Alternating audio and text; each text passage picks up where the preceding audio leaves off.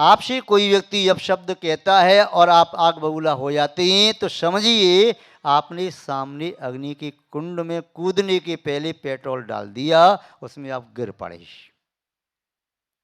और यदि सामने वाले ने कुछ कहा, सामने वाले के शब्द आपके लिए अग्नि जैसे प्रतिभाषित हो रही हैं और आपने क्षमा का जो पात्र है उड़ेल दिया, तो आग बुझ गई, आपका बाल बांका नहीं हुआ, आप बिल्कुल सुरक्षित रह गए और सामने वाले की भी हानि नहीं हुई, क्षति नहीं हुई।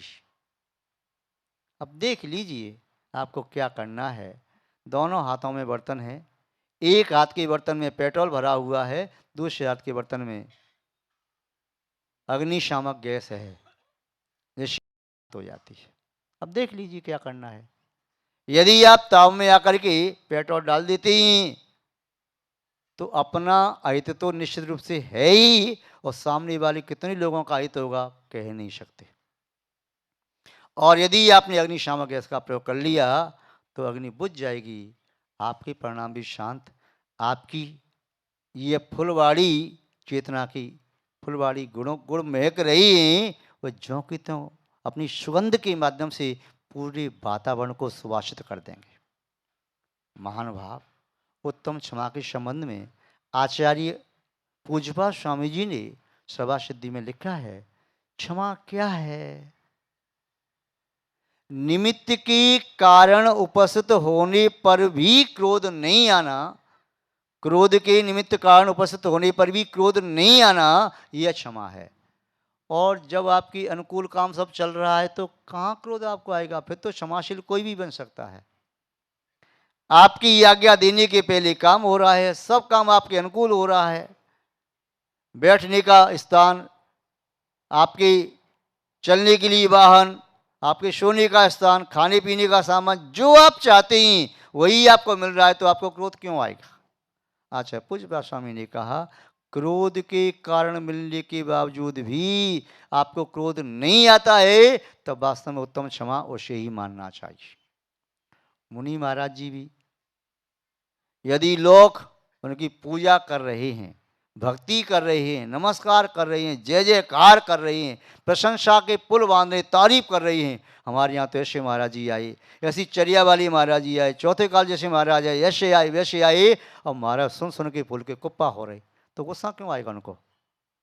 अभी महाराज से कोई एक कड़वा शब्द कह के देखो, तब परीक्षा हो जाएगी कि वास्तव में क्षमाशील है कि नहीं है। आहारचर्या में यदि अनुकूल आहार मिल रहा है तो क्रोध नहीं आएगा, और प्रतिकूल हो गया तब भी चेहरे पर मुस्कुराहट, आंखों में वात्सल्य की वर्षा है, तो समझो वास्तव में तपस्वी साधक है। प्रतिकूलता जब तक पैदा नहीं हुई है तब तक क्षमा का मोती उस सीप में आता नहीं। प्रतिकूलता की सीप में ही स्वाति नक्षत्र की बूंद आती है, वही उत्तम क्षमा का मोती बन पाता है। अनुकूलता में आप शयन कर रहे हैं तो क्या शयन कर रहे हैं, आपके अनुकूल तो सब काम चल ही रहा है। प्रतिकूलता में शयन करो, प्रतिकूलता को शयन करो, तभी तो आपकी क्षमा है, तभी तो कर्म की निजरा है, तभी तो पुण्य का आश्रव है। अनुकूलता में उतना आश्रव नहीं होता। छाया में बैठे ही हो तो छाता खोल करके रखा आपने लगाया, उसे क्या लाभ हुआ? छाया छाते का लाभ तो धूप में चलो ना, तब मालूम चलेगा छाते का लाभ क्या है। जब एसी रूम में बैठी हो और छाता खोल के बैठी हो तो क्या फर्क पड़ रहा है? ऐसे ही प्रतिकूलता में आचार्य महोदय कह रहे हैं कि जीवन में प्रतिकूलताओं को बुलाओ। आप लोग जिंदगी भर शांति को प्राप्त करने के लिए अशांत रहते हैं, आप लोग चैन से जीने के लिए जिंदगी भर बेचैन रहते हैं, किंतु साधु संत संसार की सभी अशांति को बुला करके भी शांति से बैठे, संसार की सभी बेचैनियों को आमंत्रण देकर के भी चैन से बैठे, कोई आकुलता नहीं, निराकुल बैठे हुए हैं। महानुभाव, वे क्यों? वे जानते हैं इन आकुलता व्याकुलताओं से मेरे कर्म की निजरा हो रही है, परीक्षाओं को सहन करने से मेरे कर्म की निजरा हो रही है, और कर्मों का बैलेंस मेरा जब चुक जाएगा, पूरा जीरो हो जाएगा, तो मेरी आत्मा का मोक्ष हो जाएगा। और जो कर्म मैंने बांधे हैं उन कर्मों का फल मुझे ही तो भोगना है, दूसरा थोड़ी भोगेगा। तो प्रतिकूलताओं में समता रखना सीखो। आपके घर का माहौल निस्संदेह मान लीजिए स्वर्ग से भी अच्छा आपको लगेगा, किंतु कब? जब आप सहनशील क्षमा युक्त बन जाएंगे तब।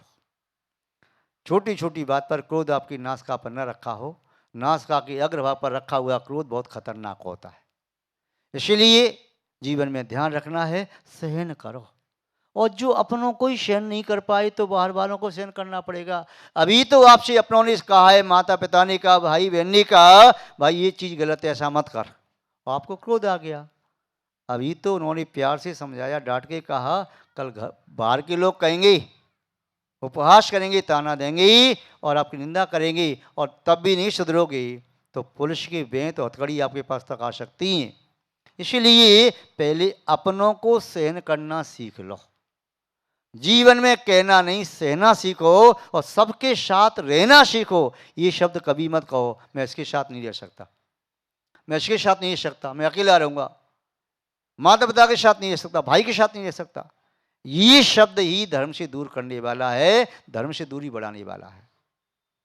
आज आपकी अनुकूलता है इसलिए आप कह रही हैं कि मैं इनके साथ नहीं रह सकता, इसे सहन नहीं कर सकता। कल आपकी प्रतिकूलता होगी तो सामने वाला भी कहेगा मैं इसके साथ नहीं रह सकता, मैं सहन नहीं कर सकता, अलग करो इसे। तब आपको याद आएगा कि वास्तव में ये व्यवहार तो पहले मैंने ही किया था। जीवन में सहनशीलता परम आवश्यक है।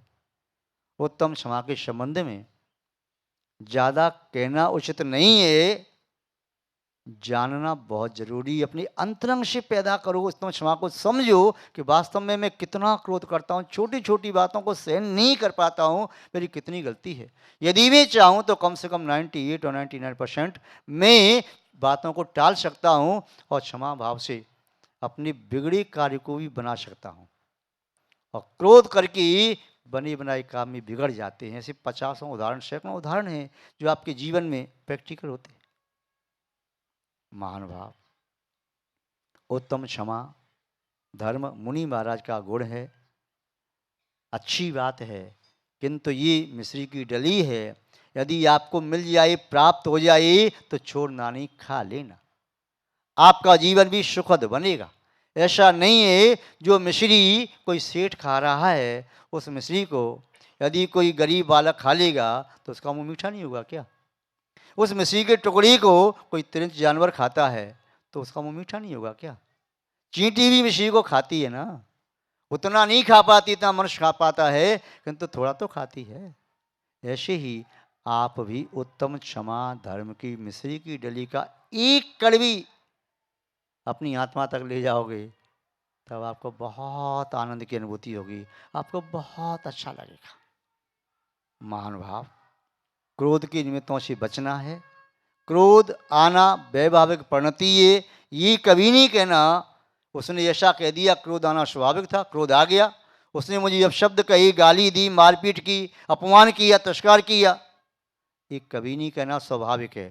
क्रोध स्वाभाविक नहीं है, वैभाविक है। स्वाभाविक है क्षमा।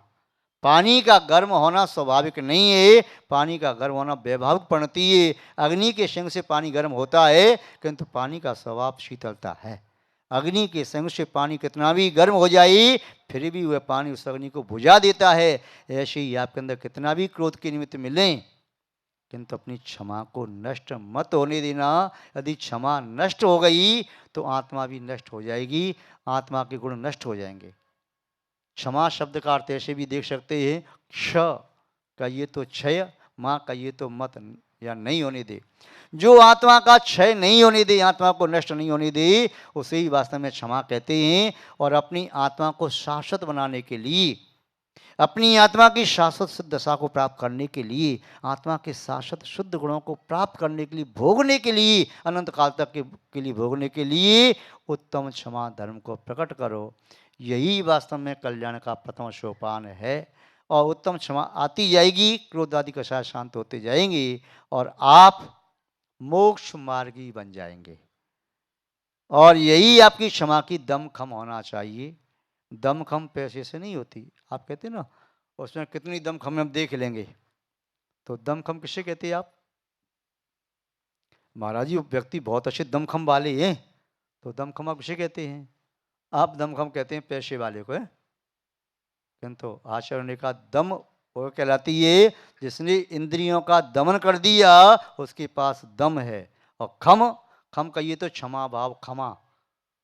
जिसके पास अनेक प्रकार के उपसर्गों को सहन करने का सामर्थ्य है, कोई उसका प्राण वध करने के लिए भी आ जाए, उसे भी क्षमा कर दे, तो वास्तव में उसके पास खम है।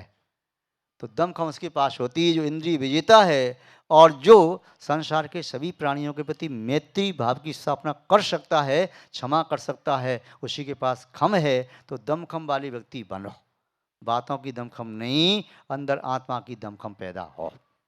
महान भाव, एक अंतिम दृष्टांत सुना करके बात पूरी करते हैं।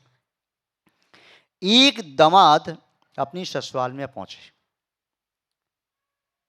काली वस्त्र पहन करके पहुंचे, सर के बाल मुड़े हुए थे, दाढ़ी मूछ भी नहीं थी। उस समय दाढ़ी मूछ का मुड़ाना तो बड़ा गलत माना जाता था। कोई व्यक्ति दाढ़ी मूछ मुड़ाए तो पिता कहता था, बेटा अभी तो मैं जिंदा बैठा हूं, तूने दाढ़ी मूछ क्यों मुड़ा ली? जिसका बाप जिंदा है तो उसे दाढ़ी मूछ मुड़ाने की क्या आवश्यकता है? स्त्री क्यों बनता है? तेरे पास मूछ है तो पुरुष है, मूछ मुड़ा करके स्त्री क्यों बनता है, नपुंसक क्यों बनता है? पहले ऐसे ताने दिए जाते थे, आज चलो फैशन अलग है।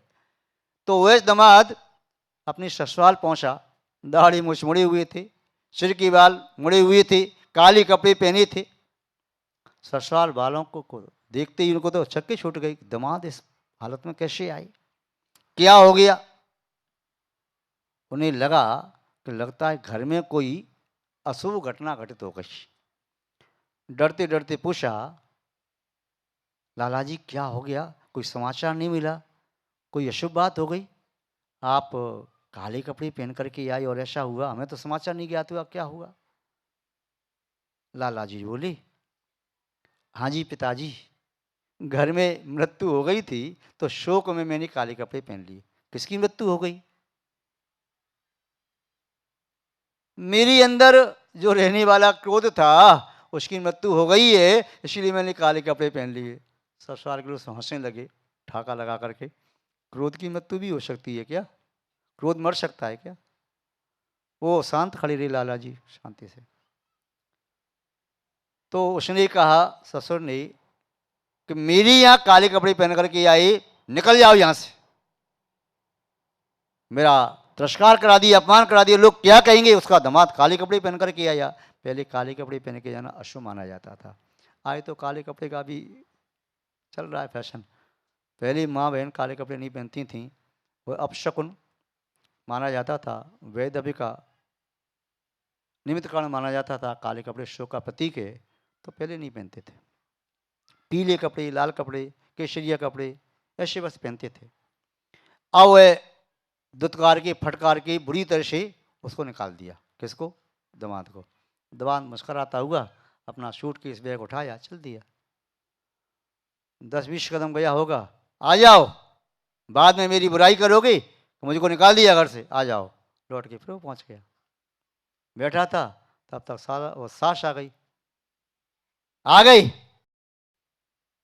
विवेकहीन मूर्ख कहीं के, काले कपड़े पहन करके, जाओ यहां से। दामाद ने फिर उठाया अपना सूटकेस पे, उठाया, चल दिया।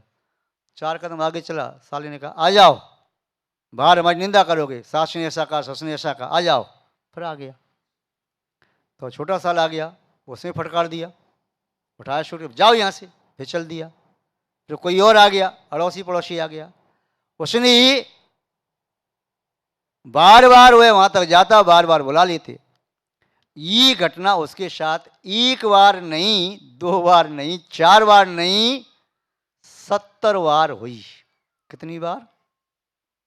आपका तो धैर्य का बांध टूट जाएगा। 70 बार भी आया। ससुराल के लोग, अड़ोसी पड़ोसी चरणों में बच गई कि वास्तव में आपकी क्रोध की मृत्यु हो गई है, हमने ये मान लिया। अन्यथा 1 बार का अपमान सहना ससुराल में, मर जाएगा किंतु द्वारा लौट के मुंह नहीं दिखाएगा। तुम्हारी क्रोध की सही में मृत्यु हो गई, आपका काले कपड़े पहनना सार्थक हो गया। वह हाथ जोड़ देता, क्षमा करना, क्षमा करना, ऐसी मत कहो। बोले क्यों?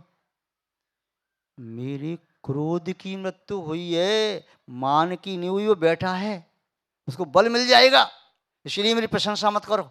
मैंने अपने क्रोध को मार दिया तो कोई बड़ा काम नहीं किया, प्रशंसा का काम नहीं किया। अभी तो 3 बैठे हैं, मान माया लोभ, उन्हें लगा वास्तव में ऐसे व्यक्ति भी क्षमाशील हो सकते हैं।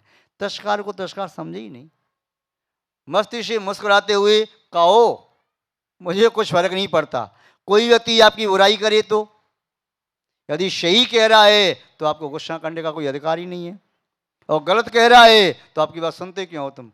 दुनिया में तो बहुत कुछ लोग कुछ कहते रहते हैं, गुस्सा क्यों करना? हंसते मुस्कुराते रहो, बड़ा आनंद आएगा। तो महानुभाव, जीवन में ऐसे प्रसंग भी हम अपने जीवन पर लागू करें। यदि कोई हमारा तिरस्कार अपमान कर दे तो सहनशीलता को, सहन शक्ति को जागृत करो, क्षमा भाव को जागृत करो। ये मत सोचो उसने मेरा अपमान कर दिया, तिरस्कार कर दिया। अरे तुम्हारा अपमान किया, तुम्हारा अहंकार ही तो घटाया है, गुण थोड़ी ग्रहण कर लिया, आपके अवगुण को दूर किया है। ये उत्तम क्षमा हमारी आत्मा का धर्म है। क्रोध शरीर के लिए हानिकारक है, मन के लिए हानिकारक है। क्रोध वचनों में भी अंतर डालता है, भाषा बिगड़ जाती है, वचन शैली बिगड़ जाती है। क्रोध के माध्यम से लोक व्यवहार में निंदा के पात्र बन जाते हैं, और क्षमा के माध्यम से सामाजिक आदर सम्मान व्यवस्था ठीक रहती है, शरीर स्वस्थ रहता है, वचन भी आपके ठीक रहते हैं, और मन का चिंतन भी ठीक होता है, आत्मा भी आनंद का अनुभव करती है। एक क्षण के क्रोध करने से, ऐसा डॉक्टर्स कहते हैं कि 15,000 श्वेत रुधिर कणिकाएं हैं, वे रक्त रुधिर कणिकाओं में बदल जाती हैं एक क्षण के क्रोध से। अर्थात आपकी रोग निरोधक क्षमता घट जाती है, रोग आपके शरीर में घर बना लेते हैं। तो आप क्षमा भाव को धारण करेंगे तो आपको और दूसरों को बहुत आनंद आएगा। अधिक न कह करके अपनी शब्द श्रृंखला को विराम दें। परम पूज्य सिद्धांत चक्रवर्ती आचार्य गुरुदेव श्री विद्यानंद जी मुनि महाराज की, द्वासांग वे जिनवाणी माता की।